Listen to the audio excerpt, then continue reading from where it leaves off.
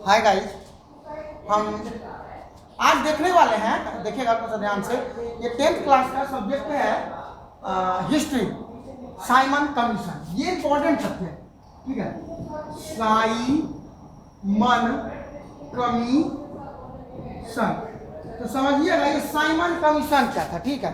ये Simon commission की यदि हम बात करें तो साइमन कमीशन जो थे, ठीक है, भारत देश में आप लोग को पता होगा कि अंग्रेज सरकार के द्वारा लाया गया एक कानून था। साइमन कमीशन आपके देश में लाया गया अंग्रेज सरकार के द्वारा एक कानून था जो अंग्रेजों ने आपके देश में लाया था, ठीक है। लेकिन ये कानून जो था ना, हम आपके देश में जो आता था तो 10 वर्षों के अंतराल पर आता था। कितने वर्षों के अंतराल पर? 10 वर्षों के अंतराल पे साइमन कमीशन आपके देश में आता था। लेकिन ये साइमन कमीशन जो आया ना, इस साइमन कमीशन में एक बड़ा द्वंद्वात्मक बात देखने को मिली। थोड़ा रुक जाइए, ये अपना माइकवा हिल रहा है, ठीक है। साइमन कमीशन जब आया आपके देश में तो ये इसमें क्या था कि आपके देश में 1919 में एक कानून आया था जिसे हम किसे कहते हैं, रॉलेट एक्ट। इसको कहते हैं रॉलेट एक्ट। साइमन कमीशन आया, लेकिन ये कानून आया था 1919 में। इसके 10 वर्षों के बाद, याद रखिएगा कि 10 वर्षों के बाद जो है अब आना था आपके देश में दूसरा कानून, अगला कोई कानून, साइमन कमीशन। लेकिन अंग्रेजों को बड़ा जल्दी थी कि हम भारतीयों को किसी तरह से वो बांध कर रख सके। मतलब ये नहीं कह सकते, मतलब वो विद्रोह जो हो रहा था उनको रोकने के लिए, भारतीयों को समझाने के लिए उनको बड़ा जल्दी थी। और उन्होंने 10 वर्ष के पहले ही 1927 में इंग्लैंड में, याद रखना, एक तो कमेटी बनाई जिसे हम कहते हैं इंडियन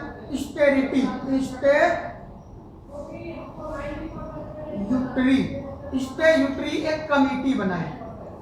और इसी कमेटी को भारत में हम लोग साइमन कमीशन कहते हैं।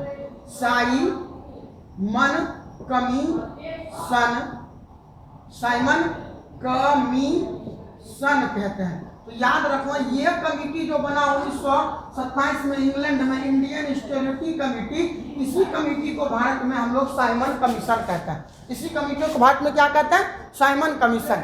इस साइमन कमीशन के अध्यक्ष की जहां तक हम लोग बात कर रहे हैं, इनके अध्यक्ष के साथ सर जॉन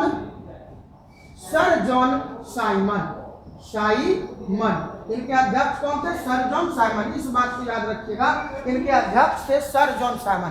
अब देखो क्या था, इस कमेटी में टोटल 7 सदस्य थे। कितने सदस्य थे? 7 सदस्य। इस बात को भी याद रखिएगा कि साइमन कमीशन में कुल कितने सदस्यों की संख्या थी? 7 सदस्यों की संख्या थी साइमन कमीशन में। अब ये साइमन कमीशन में 7 सदस्य था, ये 7 सदस्य में से एक भी भारतीय सदस्य नहीं था, इसलिए भारतीयों को इससे बड़ा नाराजगी थी। इसमें था क्या कि एक भी भारतीय सदस्य नहीं था। इस बात को याद रखना, एक भी भारतीय सदस्य इसमें नहीं था। इस वजह से भारतीयों को इस कमेटी से बड़ा नाराजगी थी। स्थिति अब समझिए क्या हो गया कि भारत देश में यह आपका साइमन कमीशन जो था, याद रखना, 3 फरवरी 1928 को बाबू मुंबई पहुंचा। कहाँ पहुंचा? मुंबई। 3 फरवरी 1928 को साइमन कमीशन आपका मुंबई पहुंचा। ये साइमन कमीशन जब मुंबई पहुंचा तो इनका विरोध जो है हम भारतीयों के द्वारा काले झंडे के साथ किया गया।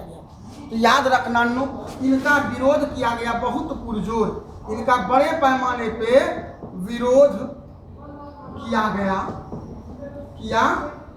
इसके बड़े पैमाने पे विरोध किया गया और ये विरोध जो किया गया काला झंडा के साथ, ठीक है। इस बात को याद रखना, इनका विरोध किया गया किस झंडे के साथ? काले झंडे के साथ। और एक नारा भी लग रहा था, साइमन कमीशन वापस जाओ। इसका साइमन कमीशन के विरुद्ध में एक नारा भी था जिसे हम कहते थे साइमन कमीशन वापस जाओ।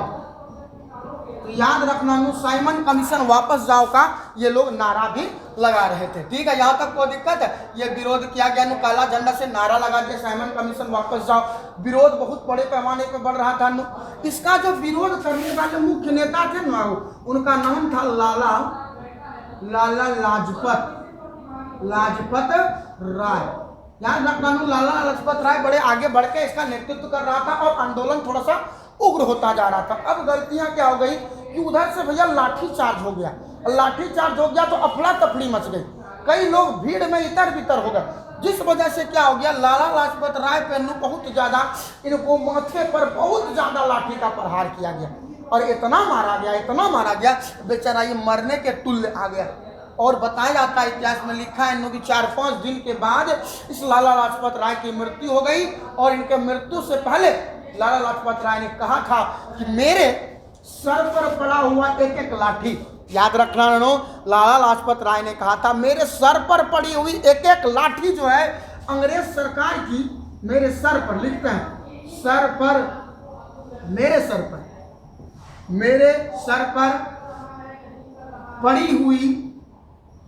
पड़ी एक एक लाठी अंग्रेज सरकार की कील का, अंग्रेज सरकार की ताबूत का कील साबित होगा, कील साबित होगा। तो इस लाइन को याद रखना कि मेरे सर पर पड़ी हुई एक एक लाठी अंग्रेज सरकार की ताबूत की कील साबित होगी। ये बात भैया लाला लाजपत राय ने कहा कि बेचारा मर गए।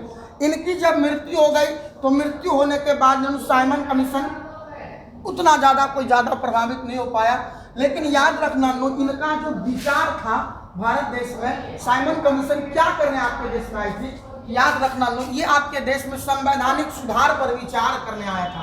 तो याद रखना ये करने क्या आई थी, यह आया था संवैधानिक सुधार पर विचार करने आया था, इस बात को भी याद रखना। तो साइमन कमीशन आया था क्यों भैया, कि आपके देश में संवैधानिक सुधार का विचार करना है। इतना ही बात है, साइमन कमीशन आपका क्लियर हो जाता है। बहुत इंपॉर्टेंट क्वेश्चन है कि साइमन कमीशन का बोलेगा ये गठन कब हुआ, ये बात याद रखना। साइमन कमीशन का गठन 1927 में हुआ था और ये नियम जो था 10 वर्षों में आना होता था, लेकिन ये 10 वर्षों से पहले ही अंग्रेजों ने ला दिया। इसको भारत में साइमन कमीशन कहते हैं। इसके अध्यक्ष जो थे आपके सर जॉन साइमन थे। साइमन कमीशन के अध्यक्ष कौन थे, सर जॉन साइमन थे। ये 7 सदस्यों की कमेटी थी, इसमें एक भी भारतीय सदस्य नहीं थे, एक बात भी याद रखिएगा। अब अगला आता है 3 फरवरी 1928 को मुंबई में पहुंचा साइमन कमीशन। साइमन कमीशन जब मुंबई आ गए तो मुंबई आने के बाद उनका विरोध बड़े पैमाने पर हुआ। काला झंडा के साथ नारा भी लगाया गया, Simon go back, Simon go back, Simon वापस जाओ, साइमन वापस जाओ। और इस विरोध का नेतृत्व जो था ये लाला लाजपत राय जी कर रहे थे। इस नेतृत्व के दौरान ही लाला लाजपत राय जो क्या हो गया कि अंग्रेजों ने ये विरोध जब जैसे बढ़ता जा रहा था तो लाला लाजपत राय के लोग भी बाबू नारेबाजी जोर जोर से कर रहे थे, तो अंग्रेजों ने इस पर लाठीचार्ज करा दिया कि अफड़ा तफड़ी मच गई और उसी में लाला लाजपत राय के सर पे इतनी लाठी मारी गई कि वो मरने के तुल्य हो गया। और कुछ दिन के बाद ये मर भी गए, लेकिन मरने से पहले उन्होंने कहा था मेरे सर पर पड़ी एक एक लाठी जो है अंग्रेज सरकार के ताबूत की कील होगी। तो याद रखिएगा, अंग्रेज सरकार के ताबूत की कील होगी। चलिए धन्यवाद, फिर अगले क्लास में मिलते हैं। और आप लोग कोई दिक्कत होता है कोई भी टॉपिक में तो आप लोग पूछा करिए, ठीक है, आपको बताया करेंगे। और थोड़ा सा लाइक शेयर कमेंट और चैनल को सब्सक्राइब करिए। जितना लोग देखते हैं उतना लोग सब्सक्राइब कर लीजिए तो भैया बहुत बड़ी बात हो जाएगी। चलिए धन्यवाद, फिर नेक्स्ट क्लास में मिलते हैं। Thank you.